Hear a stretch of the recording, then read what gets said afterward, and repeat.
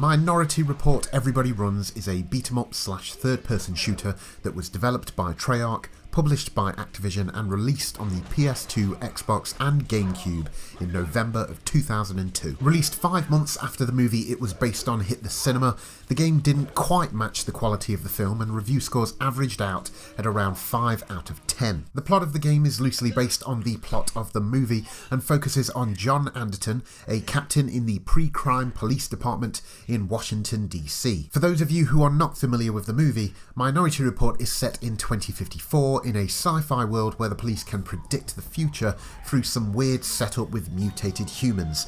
All you really need to know is that they can see who's going to eventually become a murderer and they arrest them before it happens. Unfortunately for our protagonist Mr. Anderton, he returns to HQ to find out that the latest predicted murderer is, that's right, you guessed it, John Anderton. Scared and confused, John does exactly what you'd expect. He runs and does his best to evade the police until he can figure out what's going on and unravel the mystery behind his predicted killing. The story in the game diverts from the movie in places and isn't really any better for it, if only to stretch out the campaign a little. It is not that interesting, and to be honest, even if it wasn't tied to the movie, it would still be fairly predictable. There are no flaws, Agent Whitwer. We haven't had a murder in 6 years. Chief? You'd better take a look at this. Excuse me. I have a job to do. So what is it like to play? Well, I've got to say that this game took me on quite the roller coaster.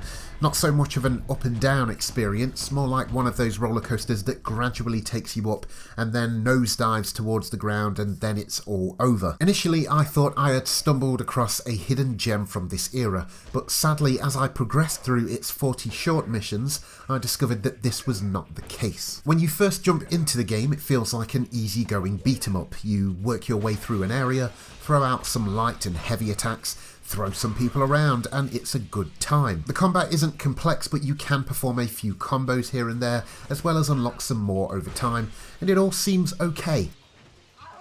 But then you spend a little more time with the game and you get an opportunity to use some of the guns, like the concussion rifle. While it does hilariously send enemies either flying across the room or leave them folded up in a corner due to the very present ragdoll physics, ammo is scarce and it takes quite a few shots to take an enemy down. A minor frustration, but you push on. The more you play the game, the more you start to notice things. You notice the poor camera that swings wildly from left to right. You notice the inconsistency of sometimes being able to grapple an enemy just fine and other times not at all. You notice how frustrating the movement feels when the game throws a little bit of platforming your way. These are all things that you tolerate because you're looking to rush your way through the bad parts so you can get back to throwing people through glass once again. But as you progress further into the game, Minority Report's idea of increasing the difficulty is simply just throwing more enemies at you at once. And once you've been ambushed for the 17th time, unable to land a blow because you're stuck in a loop of getting your head kicked in, that feeling of maybe this game is okay quickly descends into a feeling of, oh, this is why this was available for 25 pence. To be honest, Minority Report does have an easier difficulty and a number of cheat codes you can use to help you power through some of the trickier missions, but that's not really the point, is it? I even used the infinite ammo cheat in one nightmare of a mission and still did not enjoy the experience. I want to like this game. I really do. The ragdoll physics are great, the destructible environments are even better, and the story is my kind of budget so bad it's good narrative, but all of this just feels like a bit of a mess, and the lack of precision in its controls shows its face far often for you to ignore. Minority Report even has some missions where you can fly around in a jetpack.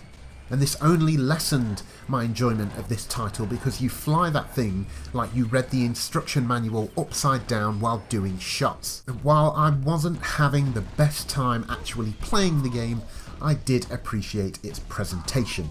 Right off the bat, I thought that the graphics were surprisingly good for a movie-based game in 2002. The world that this all takes place in is well designed and fun to work through, as there is a decent amount of detail to it all and the environments are quite varied at the same time. Character models are passable, but the cutscenes in which they are used have some great direction, and at times they hold your attention with their cinematic flair. Because of this, I did want to see more of the game, despite its best efforts to drive me insane at times, but I think it says a lot about a game when it manages to keep you engaged, even if you feel like you're playing it begrudgingly. One of the other highlights for me was the voice acting.